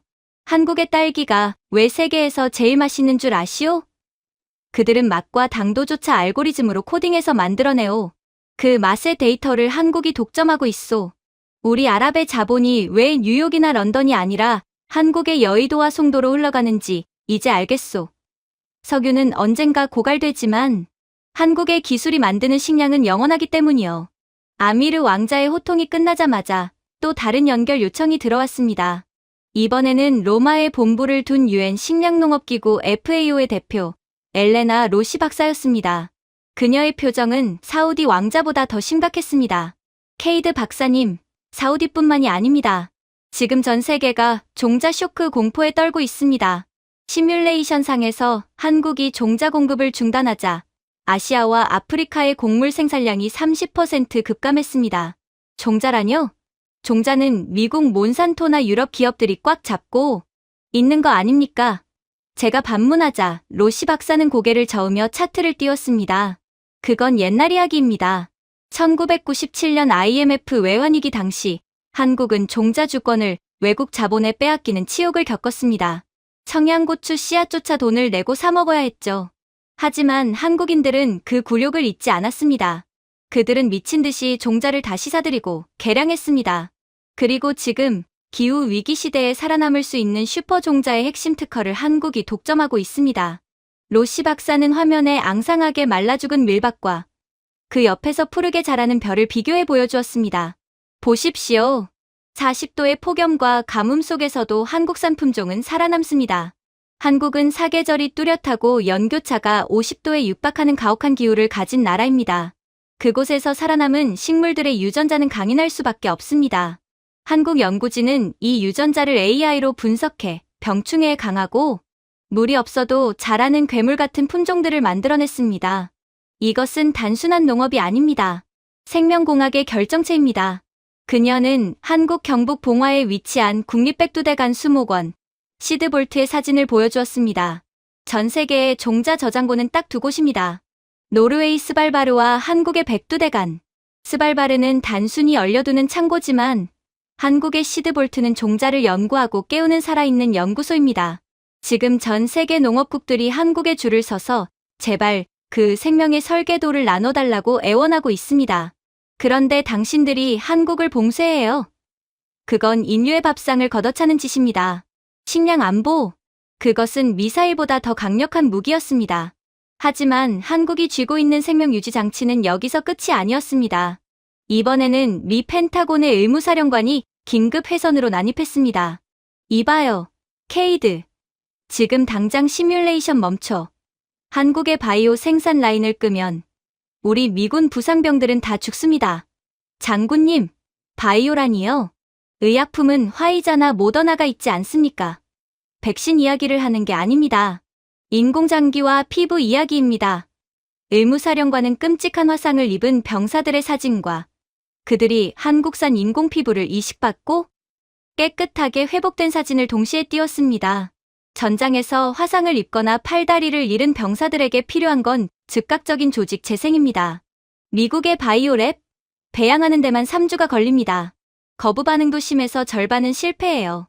그런데 한국은 다릅니다. 그들은 송도 바이오 클러스터에서 환자의 세포를 채취해 3D 바이오 프린터로 단 3일 만에 딱 맞는 피부와 장기 조직을 찍어냅니다. 3일. 이게 말이 됩니까? 화면 속 한국의 3D 바이오 프린터가 쉴 새 없이 움직이며 살아있는 세포를 층층이 쌓아 올리고 있었습니다. 마치 SF 영화의 한 장면 같았습니다. 한국의 CDMO, 즉 위탁개발 생산 능력은 세계 1위입니다. 삼성바이오로직스와 셀트리온이 가진 공장의 규모는 상상을 초월합니다. 그들은 단순히 약을 섞는 게 아닙니다. 세포를 배양하는 거대한 탱크, 바이오 리액터를 다루는 기술에서 한국 엔지니어들은 타의 추종을 불허합니다. 미세한 기포 하나, 온도 0.1도의 차이로 세포가 죽고 사는 예민한 공정에서 한국인 특유의 섬세함과 빨리빨리 문화가 결합되어 기적을 만들어낸 겁니다. 사령관은 흥분해서 책상을 쳤습니다. 미국이나 유럽의 연구원들이 점심시간이라 쉽니다. 주말이라 쉽니다 할 때 한국의 공장은 24시간 365일 돌아갑니다. 교대 근무자들이 데이터 하나하나를 인수인계하며 세포를 자식처럼 키웁니다. 그 정성과 집요함이 없으면 바이오 산업은 불가능합니다. 지금 미군의 혈액 제제, 필수 항생제 원료의 60%가 한국에서 옵니다. 한국이 문을 닫으면 우리 병사들은 19세기처럼 상처가 썩어 들어가 죽어야 합니다. 당신이 그 책임을 질 겁니까? 저는 털썩 의자에 주저앉았습니다. 머리가 멍했습니다. 반도체, 조선, 에너지에 이어 이제는 먹는 것과 치료하는 것까지. 의식주 모든 분야에서 한국은 전 세계의 목덜미를 쥐고 있었습니다. 사우디의 오일머니가 왜 한국으로 흘러가는지, 세계식량기구가 왜 한국을 주목하는지, 미군이 왜 한국의 바이오 기술에 목을 매는지 이제야 명확해졌습니다. 한국은 단순한 제조업 국가가 아니었습니다. 그들은 사막의 오아시스를 만들고 말라 죽어가는 땅에 생명을 틔우며 죽어가는 사람을 살려내는 21세기의 연금술사들이었습니다. 우리는 그들을 너무 몰랐습니다. 제 옆에 있던 벤스 위원장이 떨리는 목소리로 중얼거렸습니다. 그들은 미쳤어. 어떻게 한 나라가 이 모든 걸 다 할 수 있지? 반도체를 만들면서 딸기를 키우고 배를 만들면서 인공 피부를 찍어낸다고? 이게 물리적으로 가능한 일인가? 가능했습니다. 한국인들에게는 불가능이란 단어가 존재하지 않는 것처럼 보였습니다. 그들은 남들이 포기한 땅에서, 남들이 실패한 기술로, 남들이 상상도 못한 결과를 만들어냈습니다. 그것은 효율성이나 가성비 따위로 설명할 수 없는 지독한 생존 본능과 완벽주의가 만들어낸 결과였습니다. 케이드 박사. 화면 속 아미르 왕자가 차갑게 일갈했습니다. 경고하건대 한국은 우리 중동의 미래예요. 그들의 기술이 없으면 우리는 다시 모래먼지 날리는 천막으로 돌아가야 하오. 당신들이 한국을 건드리는 건 우리의 미래를 파괴하는 행위요. 오일 쇼크. 그건 예고편일 뿐이요. 아랍의 모든 자본을 동원해 지칠의 경제를 무너뜨릴 수도 있다는 걸 명심하시오. 통신이 끊겼습니다. 벙커 안은 정적에 휩싸였습니다. 우리는 단순히 기술 종속성을 실험하려다 제3차 세계대전에 버금가는 외교적, 경제적 위기를 자초할 뻔했습니다. 중동의 오일머니, 전 세계의 식량 안보, 그리고 인류의 건강, 이 거대한 세 축이 한국이라는 작은 나라를 중심으로 돌아가고 있었습니다.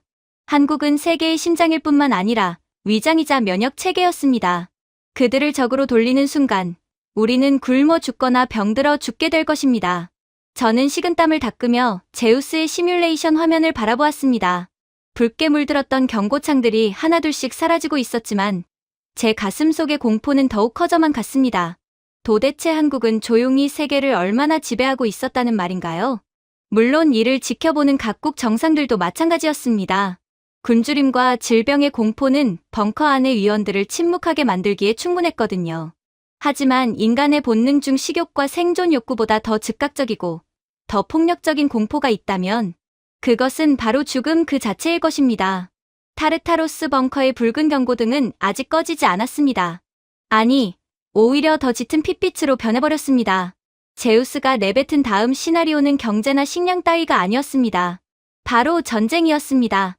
케이드 박사, 경제가 무너지면 폭동이 일어나지만 국방이 무너지면 국가는 지도에서 사라집니다.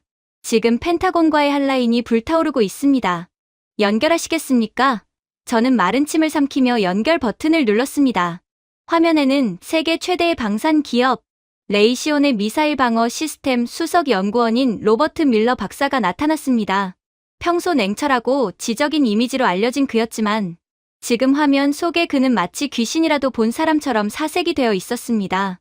그의 뒤로는 붉은색 데프콘이 경보가 요란하게 울리고 있었죠. 밀러 박사, 진정하십시오. 무슨 일입니까?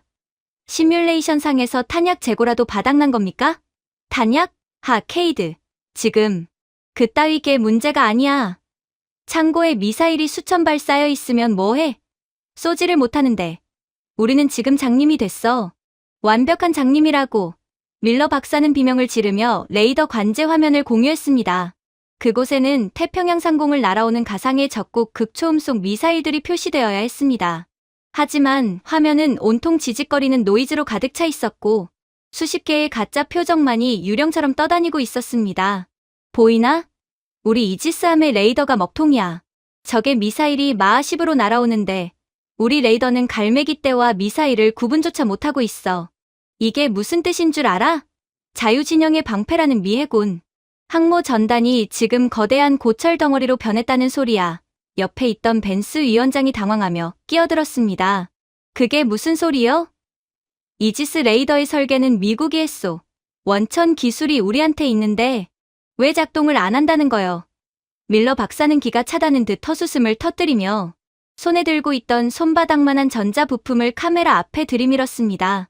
마치벌레의 눈처럼 수천 개의 작은 소자가 박혀있는 판이었습니다. 그래, 설계는 우리가 했지.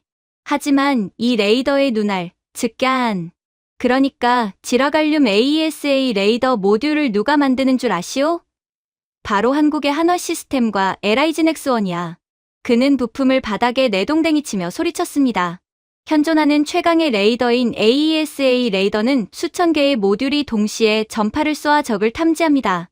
이 모듈 하나하나가 엄청난 열을 발생시키는데 이걸 시키면서도 신호를 증폭시키는 기술인 게 한 공정은 악마의 난이도라고 불립니다.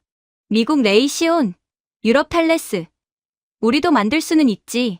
하지만 수율이 30%도 안 돼. 10개를 만들면 7개가 불량이라고. 그런데 한국 놈들은 이걸 99%의 수율로 찍어내고 있어. 그들은 반도체를 굽는 게 아니야. 레이더를 붕어빵 찍어내듯 양산하는 미친놈들이라고. 화면 속 시뮬레이션에서는 끔찍한 일이 벌어지고 있었습니다. 적의 미사일이 다가오는데도 이지스함의 방어 시스템은 침묵했습니다. 한국산 모듈 공급이 끊기자 대체품으로 끼워 넣은 미국산 구형 모듈들이 과열을 견디지 못하고 타버린 것입니다. 보시오. 사거리 1000km를 자랑하던 이지스함에 눈이 100km짜리 근시안이 됐소. 적이 내 코앞에 와서 칼을 들이밀 때까지 우리는 그게 적인지 친구인지도 모른다는 말이오. 이게 바로 당신들이 한국을 하청공장 취급한 대가요. 한국은 하청이 아니라 우리에게 시력을 빌려주고 있었던 거요. 충격은 하늘에서만 멈추지 않았습니다. 이번에는 미사일 발사대에서 문제가 생겼습니다. 적기를 향해 발사된 최신형 열추적 미사일이 발사 3초 만에 목표를 잃고 바다로 곤두박질 쳤습니다. 이건 또 왜 이래? 유도 장치가 고장났나? 아니요. 유도 장치는 멀쩡합니다. 눈이 멀어버린 겁니다. 밀러 박사는 적외선 센서의 도면을 띄웠습니다. 열추적 미사일의 핵심은 적외선 탐색기입니다. 적기의 엔진에서 나오는 미세한 열을 감지하려면 센서 자체를 영하 200도 이하로 급속 냉각시켜야 합니다. 이 극저온 냉각 기술과 센서 소자를 결합하는 패키징 기술. 전 세계에서 누가 가장 잘하는 줄 아십니까? 바로 한국의 i3 시스템 같은 강소기업들입니다. 그는 추락하는 미사일들을 가리키며 절규했습니다. 미국이나 독일 센서요? 성능은 좋죠. 하지만 가격이 한국의 5배입니다. 게다가 덩치가 커서 소형 미사일에는 들어가지도 않아요. 한국은 그 좁쌀만한 센서 안에 냉각기를 집어넣고 극한의 가속도를 견디게 만들었습니다. 한국 부품이 빠지니까 우리 미사일들은 안경을 잃어버린 궁수꼴이 된 겁니다. 아무리 활을 잘 쏘면 뭐합니까? 관역이 안 보이는데 저는 등골이 서늘해지는 것을 느꼈습니다. 무기라는 하드웨어는 미국이 가지고 있었지만 그 무기에게 생명을 불어넣고 목표물을 찾아가게 만드는 감각기관은 한국이 독점하고 있었던 것입니다. 눈이 없는 거인, 그것이 한국이 없는 미군의 실체였습니다. 하지만 진짜 공포는 보이지 않는 곳, 깊은 바다 속에 있었습니다. 미 해군 잠수함 사령부의 긴급 데이터가 화면에 떴습니다. 경고, 미확인 수중 물체 접근, 식별 불가. 러시아의 최신형 핵잠수함이 미 항모 전단의 바로 밑을 지나가고 있었지만 호위함들의 소나 시스템은 아무런 반응도 하지 않았습니다. 마치 유령선이 지나가는 것 같았습니다. 이게 말이 됩니까? 우리 소나 시스템은 세계 최고가 아닙니까? 제가 묻자 밀러 박사는 고개를 저으며 씁쓸하게 웃었습니다. 하드웨어는 최고지. 하지만 그 하드웨어를 돌리는 소프트웨어, 즉 음향 라이브러리와 식별 알고리즘이 업데이트가 안 되고 있어. 바닷속은 시끄러워요. 고래 소리, 파도 소리, 상선 엔진 소리. 그 수만 가지 소음 속에서 적 잠수함의 미세한 프로펠러 소리를 찾아내는 건 콘서트장에서 바늘 떨어지는 소리를 듣는 것과 같습니다. 그는 동해의 지도를 띄웠습니다. 한국 해군은 세계에서 가장 잠수함 밀도가 높고 복잡한 동해 바다에서 수십 년간 작전했습니다. 그들은 북한 잠수함을 잡기 위해 미친 듯이 데이터를 모았습니다. 한국의 LIG 넥스원과 하나오션이 개발한 차세대 소나 알고리즘은 AI 머신러닝을 통해 소음과 신호를 기가 막히게 분리해냅니다. 미 해군조차 한국의 이 알고리즘을 라이선스 받아서 쓰고 있었단 말이오. 그런데 당신들이 한국과의 연결을 끊었어. 이제 우리 소나는 적의 잠수함을 지나가던 참치떼로 인식하고 있다고. 레이더, 적외선 센서, 소나. 현대전의 핵심인 눈과 귀가 모두 한국의 기술력에 의존하고 있었습니다. 이것은 단순한 부품 공급의 문제가 아니었습니다. 한국은 전 세계 방산 시장의 신경망을 장악하고 있었던 것입니다. 케이드 박사, 폴란드가 왜 한국 무기를 샀는지, 사우디와 UAE가 왜 한국의 천궁2 미사일 요격 체계를 샀는지 이제 알겠소.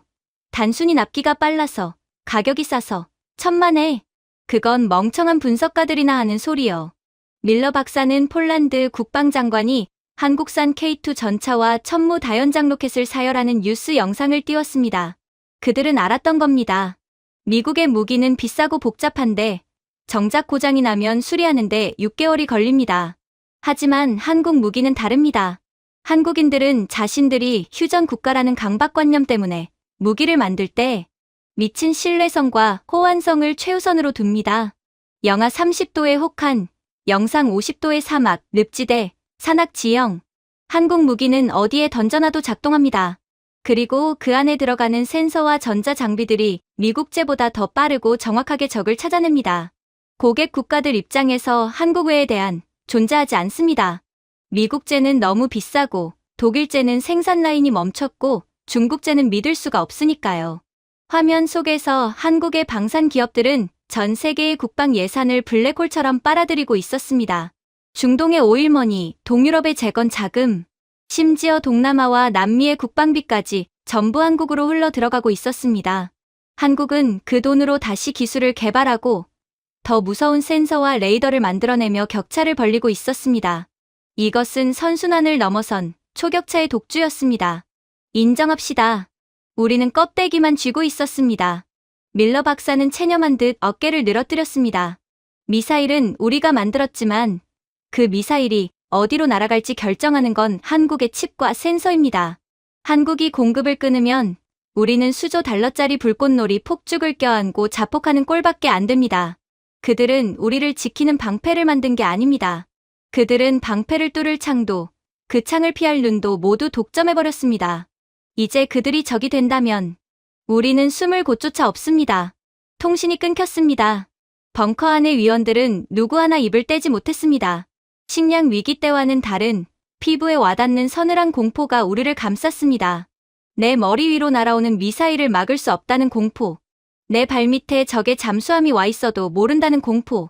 한국은 우리에게 안전이라는 환상을 팔고 있었고 우리는 그 환상에 취해 그들이 얼마나 무서운 존재인지 잊고 있었던 것입니다. 저는 제우스의 시뮬레이션 화면을 멍하니 바라보았습니다. 레이더 화면은 여전히 노이즈로 가득했고 붉은색 격추 실패 메시지가 화면을 뒤덮고 있었습니다. 미국, 중국, 일본, 유럽, 소위 강대국이라 불리는 나라들이 한국이라는 작은 나라가 만든 전자 눈 없이는 한 발자국도 움직일 수 없는 신세가 되었습니다. 한국은 이제 단순한 동맹국이 아닙니다. 그들은 자유진영 전체의 시각과 청각을 담당하는 거대한 감각기관입니다. 뇌가 아무리 뛰어나도 눈과 귀가 멀면 바보가 되듯이 말입니다. 벙커 안의 위원들은 이제 공포를 넘어선 탈진 상태에 빠져 있었습니다.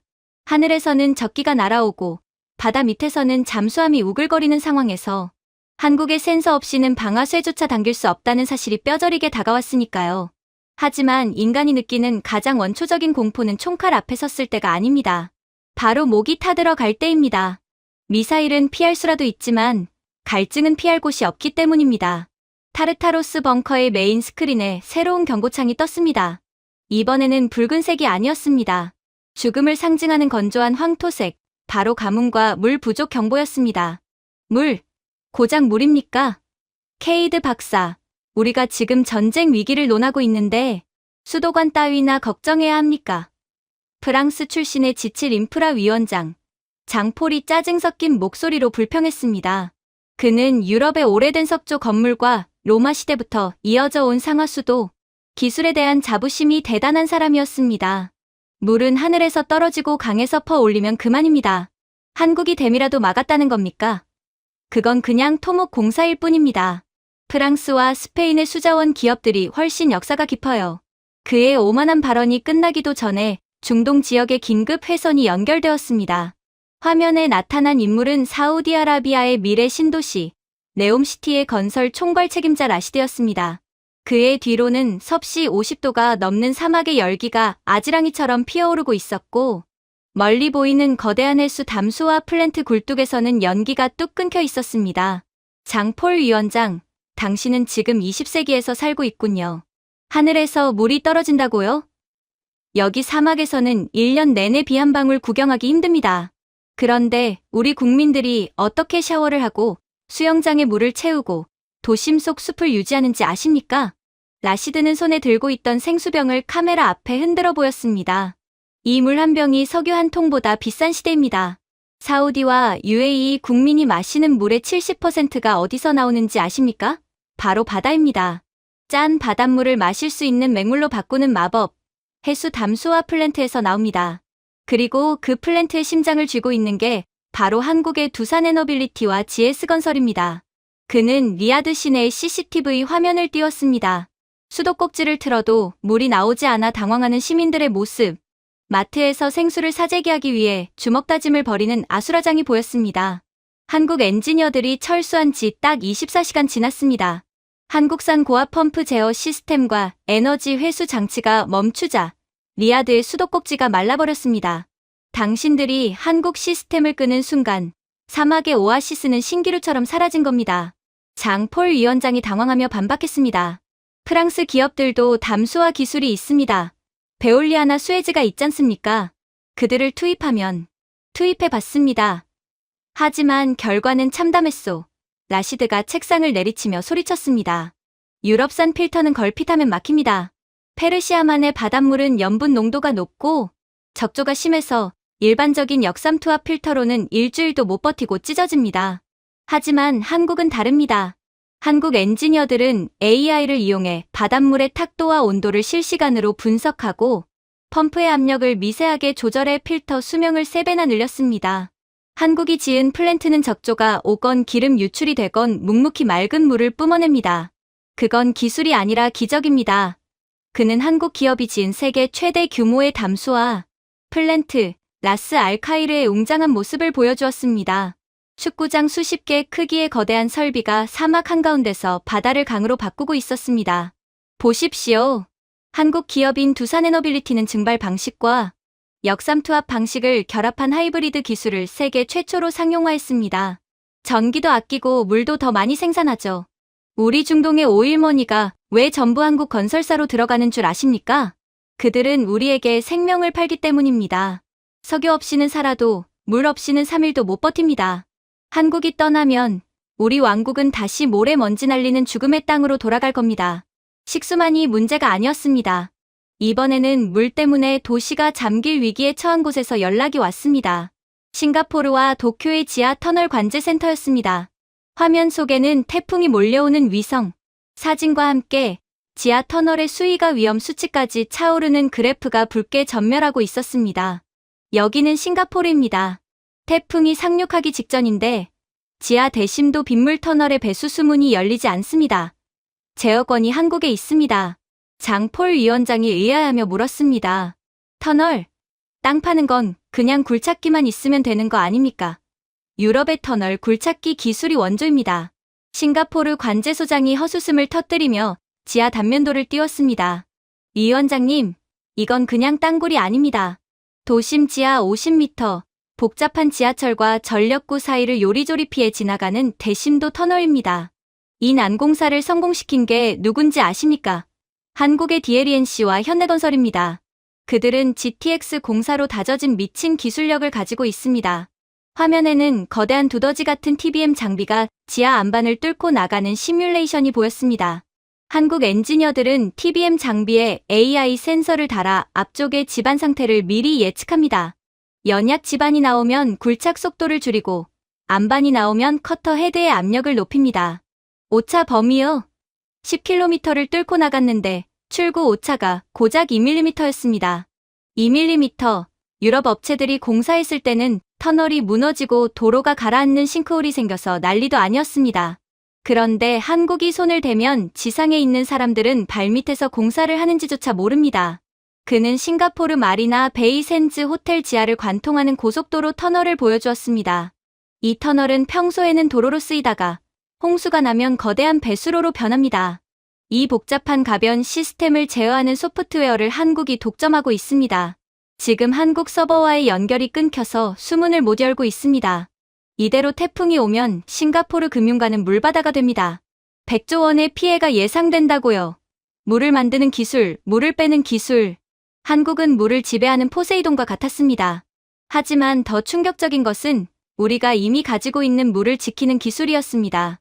유니세프의 식수위생 담당관이 런던과 파리의 상수도 지도를 띄웠습니다. 지도 곳곳이 붉은색으로 물들어 있었습니다. 지칠 여러분, 개발도상국 물 부족만 걱정할 때가 아닙니다. 지금 런던과 파리, 뉴욕의 지하에서는 매일 수백만 톤의 수돗물이 땅으로 새고 있습니다. 낡은 수도관 때문이죠. 유럽의 평균 누수율이 얼마인지 아십니까? 무려 25%에서 40%입니다. 애써 정수한 물의 절반이 땅으로 버려지고 있다고요. 그건 어쩔 수 없지 않나? 수도관을 다 파내서 교체할 수도 없고. 장 폴 위원장이 변명하듯 말했습니다. 하지만 담당관은 한국 세종시와 부산 에코델타시티의 데이터를 보여주었습니다. 누수율 2%, 거의 제로에 가까운 수치였습니다. 어쩔 수 없다고요? 한국을 보십시오. 그들은 땅을 파지 않고도 누수를 잡습니다. 한국수자원공사가 개발한 스마트 물 관리 시스템 덕분입니다. 수도관 곳곳에 초정밀 센서를 심어서 물 흐르는 소리만 듣고도 어디가 터졌는지 AI가 1m 오차 내로 찾아냅니다. 화면 속에서 한국의 AI 시스템은 복잡한 거미줄 같은 수도망을 실시간으로 감시하고 있었습니다. 한국 기술진은 누수 탐사봉 하나만 들고 땅 위를 걸어 다니며 지하 2m 아래의 물 새는 소리를 잡아냅니다. 그들은 소리의 주파수만 듣고도 이게 파이프가 깨진 건지 이음새가 풀린 건지 구별해냅니다. 물의사라고 불리는 그들이 유럽에서 철수하자 런던의 누수율이 다시 40%로 치솟았습니다. 템스강 수위는 낮아지는데 우리는 마실 물을 땅에다 버리고 있는 꼴입니다.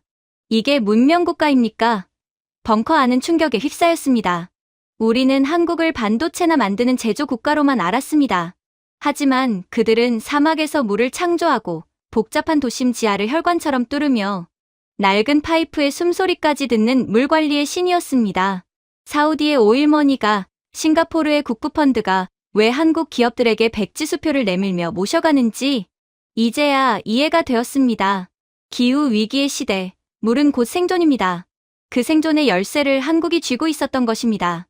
우리는 그들에게 목숨을 빚지고 있었군요. 장폴 위원장이 고개를 떨구며 중얼거렸습니다. 그의 자부심이었던 로마의 수로는 이미 말라버린 유적지에 불과했습니다.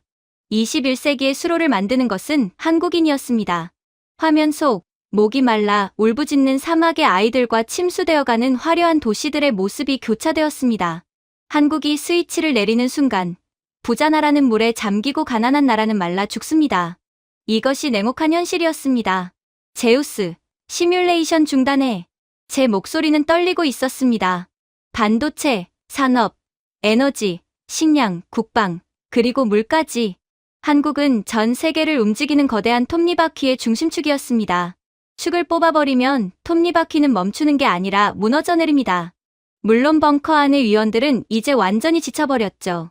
반도체부터 물관리까지 한국이라는 나라는 마치 신의 선물처럼 모든 것을 쥐고 있었기 때문입니다. 하지만 이 모든 기술적 경이로움 뒤에는 항상 풀리지 않는 의문이 있었습니다. 도대체 왜, 어떻게, 자원 한 방울 나지 않는 조그만 반도, 국가, 불과 70년 전만 해도 세계 최빈국이었던 나라가 어떻게 단기간에 인류 문명의 생명줄을 쥐게 되었을까요? 이 거대한 미스터리 앞에서 마지막 빌런이 입을 열었습니다. 세바스찬 폰 크루거, 월스트리트의 전설적인 헤지펀드 매니저이자 지칠 경제 고문인 그는 차가운 은퇴 안경 너머로 비릿한 웃음을 흘리고 있었습니다. 그는 앞선 위원들처럼 기술이나 인프라를 논하지 않았습니다. 그의 관심사는 오로지 돈과 인간의 탐욕뿐이었습니다. 감동적이군. 한국인들이 물도 만들고 미사일도 막는다라. 케이드 박사, 자네는 정말 순진에 빠졌어. 그들이 왜 그렇게 열심히 일하는 줄 아나? 애국심, 사명감, 웃기지 말라고 해. 결국은 돈이야. 자본주의 사회에서 인간을 움직이는 건 오직 돈뿐이라고. 크루거는 자신의 시가에 불을 붙이며 연기를 내뿜었습니다. 한국의 그 화려한 기술력, 인정하지. 하지만 그건 경제가 호황일 때나 가능한 거야. 내가 지금부터 아주 재미있는 실험을 하나 보여주지. 만약 한국 경제를 박살내면 그 잘난 기술자들이 과연 조국을 위해 남을까? 아니면 연봉을 더 주는 미국이나 중국으로 도망칠까? 그는 제우스의 제어 패널에 다가가 새로운 변수를 입력했습니다. 그것은 기술 차단이나 무기 금수가 아니었습니다. 바로 제2의 국가부도 시뮬레이션이었습니다. 환율 2,000원 돌파, 코스피 80% 폭락, 외환보유고 고갈, 기업 연쇄부도. 자, 지옥을 보여주지. 인간은 이기적인 동물이야. 배가 고프면 국가는 해체되고 국민은 도망가게 되어 있어. 한국이라고 다를까? 헬조선이라며 욕하고 떠나는 게 그들의 본성일걸. 크루거가 엔터키를 누르자 시뮬레이션 상의 한국 경제 지표가 수직으로 곤두박질 쳤습니다. 서구의 경제학 이론대로라면 이 상황에서 발생해야 할 결과값은 명확했습니다. 폭동, 상점 약탈, 자본의 해외 도피, 그리고 무정부 상태. 크루거는 승리를 확신하며 팔짱을 꼈습니다. 보라고. 그래프가 바닥을 뚫고 지하실로 가고 있어. 이제 곳거리에는 화염병이 날아다니고 공항은 탈출하려는 사람들로 아수라장이 될 거야. 그때 우리가 헐값에 한국의 기술과 인력을 줍기만 하면 돼. 하지만 10분이 지나도 그가 기다리던 폭동의 데이터는 뜨지 않았습니다. 대신 벙커의 스피커에서 기이한 알림음이 울리기 시작했습니다. 띠링, 띠링, 띠링. 이게 무슨 소리야? 경고음인가? 크루거가 당황하며 스크린을 바라봤습니다. 하지만 그것은 경고음이 아니었습니다. 그것은 입금 알림이었습니다. 폭락하던 그래프가 갑자기 멈칫하더니 믿을 수 없는 각도로 꺾여 올라가기 시작했습니다. V자 반등. 아니, 그보다 더 가파른 수직 상승이었습니다. 뭐야? 시스템 오류인가? 왜 그래프가 올라가? 누가 돈을 쏟아붓고 있는 거야? IMF나 월드뱅크가 구제금융이라도 넣었나? 제가 데이터를 확인하고 고개를 저었습니다. 아니요, 크루거 씨. 이건 구제금융이 아닙니다. 개인 기부금입니다. 개인? 미쳤어. 국가가 망하는데 개인이 돈을 낸다고? 자기 살기도 바쁜데. 저는 화면을 전환해 과거의 데이터를 띄웠습니다. 1998년 흑백에 가까운 저화질 뉴스 영상이 벙커의 대형 스크린을 채웠습니다. 그곳에는 긴 줄을 선 사람들이 있었습니다. 갓난아기를 업은 엄마, 꼬깃꼬깃한 쌈짓돈을 든 할머니, 심지어 고사리 같은 손에 돼지 저금통을 든 아이들까지. 이것이 1998년 한국의 IMF 금 모으기 운동입니다. 전 세계 경제학 교과서 어디에도 없는 사건이죠. 나라 빚을 갚겠다고 국민 350만 명이 장롱 속에 금 227톤을 들고 나왔습니다. 당시 가치로 22억 달러. 그들은 정부를 욕하면서도 나라를 살리기 위해 자신의 결혼반지와 아이의 돌반지를 내놓았습니다. 화면 속 신혼부부가 결혼 예물을 기부하고 눈물을 훔치는 장면이 클로즈업 되었습니다. 크루거의 눈이 흔들렸습니다. 말도 안 돼. 이건 비합리적이야. 자본주의 논리에 어긋난다고. 내 재산을 왜 국가에 바쳐? 정부가 무능해서 망한 건데 왜 국민이 책임을 져? 당신네 서구식 계산기에는 없으니까요. 한국인들에게는 우리라는 독특한 변수가 있습니다.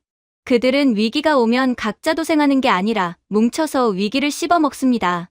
시뮬레이션은 현재로 돌아왔습니다. 경제가 무너지자 해외로 도망칠 거라던 크루거의 예상은 보기 좋게 빗나갔습니다. 실리콘밸리와 월스트리트에서 일하던 한국인 인재들이 사표를 던지고 귀국 행렬에 올랐습니다. 내 조국을 내가 살리겠다는 메시지가 SNS를 뒤덮었습니다. 보십시오, 크루거 씨. 약탈은커녕 기업들은 사내 유보금을 풀고 노조는 파업을 철회하고 야근을 자청하고 있습니다.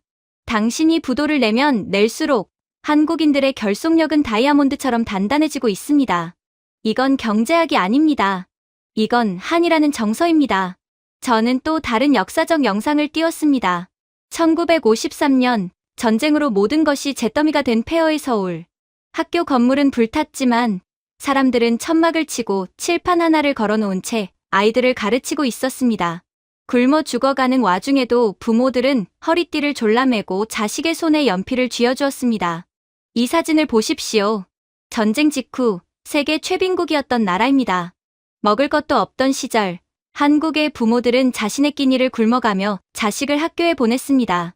나는 못 배웠지만 너는 배워서 나라를 일으켜라. 그 처절한 도끼와 교육열이 지금의 반도체와 의학, 그리고 세계를 지배하는 기술력을 만든 겁니다. 화면에는 파독 광부와 간호사들의 모습이 지나갔습니다. 지하 1000m의 막장에서 석탄가루를 마시며 독일 병원에서 시체를 닦으며 번 돈을 고스란히 고국으로 송금했던 그들의 피와 땀이 경부고속도로가 되었고 포항제철이 되었습니다. 크루거 씨, 당신은 한국을 돈으로 살 수 있다고 생각했습니까? 천만에요. 한국은 돈 위에 서 있는 나라가 아닙니다. 그들은 피와 눈물, 그리고 강철 같은 의지 위에 서 있습니다.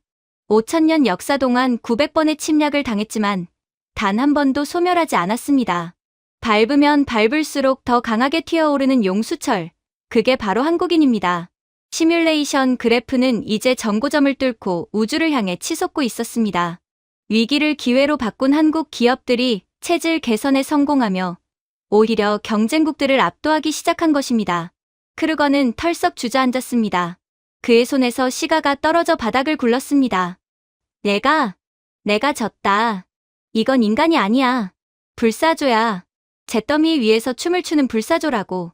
그의 패배 선언과 함께 벙커 안의 모든 위원들은 숙연해졌습니다. 우리는 그동안 한국의 화려한 기술과 인프라만 보았습니다. 하지만 그 모든 것을 가능하게 만든 진짜 엔진은 바로 한국인들의 가슴 속에 있는 뜨거운 심장이었습니다. 시스템이 무너지면 국민이 시스템을 다시 세우는 나라. 위기가 오면 더 강해지는 나라. 이것이 한국이 가진 진짜 힘이었습니다. 우리는 그 힘을 과소평가했고 그 대가로 처참한 패배를 맛보았습니다. 확실히 잿더미 위에서도 다시 일어나는 한국의 DNA는 자본주의의 논리로는 설명할 수 없는 기적의 영역이었죠. 벤츠의 기술, 베버의 제조업, 해링턴의 에너지, 그리고 크루거의 자본까지 지칠이 자랑하던 모든 무기가 한국이라는 방패 앞에 무력화되었습니다. 타르타로스 벙커 안의 위원들은 이제 패배감보다는 경외심에 사로잡혀 침묵을 지키고 있었습니다. 하지만 이 모든 상황을 지켜보던 단 한 사람, 어둠 속의 제왕은 달랐습니다. 회의실 가장 깊은 곳, 그림자 속에 앉아있던 남자가 천천히 몸을 일으켰습니다. 제임스 블랙우드. 그는 지칠 의장이자 세계 그림자 정부, 딥스테이트의 수장이라 불리는 인물입니다. 앞선 빌런들이 각 분야의 이익을 대변했다면 그는 오로지 세계의 통제권, 그 자체만을 목적으로 살아온 냉혹한 패권주의자였습니다. 그의 눈에는 한국의 기술력이나 정신력이 보이지 않았습니다. 오직 통제 불가능한 변수라는 위험 신호만이 보일 뿐이었습니다. 실망스럽군요. 다들 고작 동방의 작은 나라 하나의 겁을 먹고 꼬리를 내리다니. 블랙우드의 목소리는 낮고 차가웠습니다. 벙커의 온도가 순식간에 영하로 떨어지는 듯한 살기가 감돌았습니다. 케이드 박사. 그리고 위원 여러분. 당신들은 본질을 놓치고 있습니다. 한국이 유능하다. 인정합니다. 한국이 대체 불가능하다. 그것도 인정합니다. 하지만 바로 그 점이 문제입니다. 우리가 통제할 수 없는 힘은 아무리 강력해도 결국 우리를 겨누는 칼날이 될 뿐입니다. 그는 제우스의 메인 패널 앞으로 걸어갔습니다. 그의 손가락이 닿자 푸른색이었던 스크린이 검붉은색으로 변했습니다. 한국이 말을 듣지 않는다면 차라리 짓밟아서 아무도 가지지 못하게 만들어야 합니다. 우리가 못 가지면 중국도 러시아도 못 가져야 합니다. 그게 바로 패권의 논리입니다.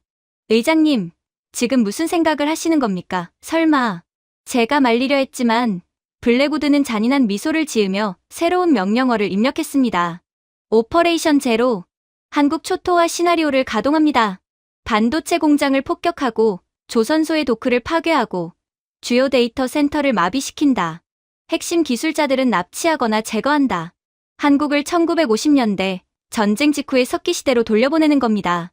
벙커 안의 위원들이 경악하며 자리에서 일어났습니다. 그것은 자살행위나 다름없었으니까요. 하지만 블랙우드의 눈은 광기로 번들거리고 있었습니다. 걱정 마십시오. 한국이 사라져도 우리 지칠에게는 원천 기술과 자본이 있습니다. 10년, 아니 20년이 걸려도 다시 재건하면 됩니다. 통제되지 않는 천재보다는 말 잘 듣는 바보가 낫습니다. 제우스, 시뮬레이션 시작. 블랙우드의 명령과 함께 제우스가 연산을 시작했습니다. 한국의 모든 인프라가 파괴되고 기술 맥맥이 끊기는 최악의 시나리오. 블랙우드는 팔짱을 끼고 화면을 바라보며 승리를 확신했습니다. 한국만 사라지면 다시 서구 중심의 질서가 올 것이라고 믿었으니까요. 하지만 슈퍼컴퓨터 제우스의 반응은 그의 예상과 달랐습니다. 웅장하던 구동음이 멈추고 화면에는 단 하나의 결과값도 출력되지 않았습니다. 마치 기계가 너무나 어처구니 없는 질문을 받아 사고 회로가 정지한 것 같았습니다. 뭐야? 왜 결과가 안 나와? 재건 기간이 얼마나 걸리는지 계산하란 말이야. 블랙우드가 소리치자 제우스의 스피커에서 감정 없는 기계음이 흘러나왔습니다. 계산 불가. 재건 불가능. 뭐라고? 기계가 미쳤나? 불가능한 게 어디 있어? 돈과 시간을 쏟아부으면 되잖아. 오류 수정. 재건에 필요한 예상 소요 시간 450년. 벙커 안에 정적이 흘렀습니다. 450년. 그것은 단순한 숫자가 아니었습니다. 인류 문명의 종말을 의미하는 숫자였습니다. 4.450년. 한국 하나 없애는데 450년이 걸린다고? 반도체 공장 하나 짓는데 고작 3년이면 되는데 정정합니다. 제임스 블랙우드 의장님. 당신은 건물을 짓는 시간을 계산했지만 저는 문명을 복구하는 시간을 계산했습니다. 제우스가 화면에 방대한 데이터를 띄우기 시작했습니다. 그것은 우리가 간과했던 한국의 진짜 가치였습니다. 한국의 반도체 수요를 잡는 엔지니어의 감각, 심해 5000m에서 케이블을 연결하는 손기술, 0.001초의 오차도 허용하지 않는 조선소 용접공의 본능. 이것은 데이터로 저장되거나 매뉴얼로 전수될 수 있는 지식이 아닙니다. 이것은 암묵지입니다. 제우스의 분석은 냉혹할 정도로 정확했습니다. 이 암묵지는 수십 년간의 집요한 집착, 실패를 용납하지 않는 사회적 분위기, 그리고 한국인 특유의 빨리빨리 문화가 결합되어 매 신경망에 물리적으로 각인된 것입니다. 한국이 사라지면 이 암묵지를 다시 학습하는데 서구 문명의 속도로는 450년이 걸립니다. 즉, 한국을 파괴하는 순간 인류의 기술 시계는 중세시대로 되돌아갑니다. 당신들은 스마트폰 대신 비둘기로 통신해야 할 것입니다. 이것은 전쟁이 아닙니다. 문명적 자살입니다. 블랙우드는 뒷걸음질 쳤습니다. 기계조차 그에게 당신은 틀렸다고 말하고 있었습니다. 거짓말이야. 그깟 조그만 나라가 우리가 만든 시스템의 부품일 뿐인데 분석 결과 한국은 부품이 아닙니다. 한국인은 위기 상황이 입력되면 집단 지성 효율이 평소보다 500% 상승하는 유일한 종족입니다. AI 시대의 연산 속도를 따라잡을 수 있는 유일한 유기체 운영체제입니다. 그들을 적으로 돌리면 바이러스가 되지만 아군으로 두면 최고의 백신이 됩니다. 제우스는 스스로 결론을 내렸습니다. 결론 한국 파괴 시나리오 기각, 지칠 생존 확률 0%, 시뮬레이션 강제 종료. 닥쳐. 기계 따위가 감히 나를 가르쳐. 전원 꺼. 코드를 뽑아버려. 블랙우드는 이성을 잃고 제우스의 메인 전원 레버를 향해 달려들었습니다. 자신의 패배를 인정하느니 차라리 판을 엎어버리겠다는 관계였습니다. 그가 레버를 내리려는 찰나 제가 그의 손목을 낚아챘습니다. 그만하십시오, 의장님. 이거나 케이드. 저 기계가 고장났어. 한국은 변수야. 제거해야 할 버그라고. 저는 블랙우드의 눈을 똑바로 쳐다보며 힘을 주어 그의 손을 제지했습니다. 아니요. 의장님, 인정하십시오. 한국은 우리가 통제할 수 있는 변수가 아닙니다. 인류 생존을 위한 상수입니다. 상수. 네. 변수는 조작할 수 있지만 상수는 받아들여야 합니다. 중력이 변수가 아니라 상수이듯, 태양이 동쪽에서 뜨는 게 변수가 아니라 상수이듯, 21세기 문명에서 한국이라는 존재는 이미 자연 법칙과도 같은 상수가 되었습니다. 없애거나 바꿀 수 있는 게 아닙니다. 그들이 없으면 우리라는 수식 자체가 성립되지 않으니까요. 저는 블랙우드의 손에서 레버를 놓게 했습니다. 그는 힘이 빠진 듯 비틀거리며 물러났습니다. 그림자 정부의 수장, 세계를 뒤에서 조종하던 그 거대한 권력이 한국이라는 거대한 벽 앞에 무릎을 꿇은 것입니다. 우리는 그들의 주인이 될 수 없습니다. 오직 친구가 되어야만 살아남을 수 있습니다. 그것이 이 시뮬레이션이 우리에게 주는 마지막 경고이자 유일한 해답입니다.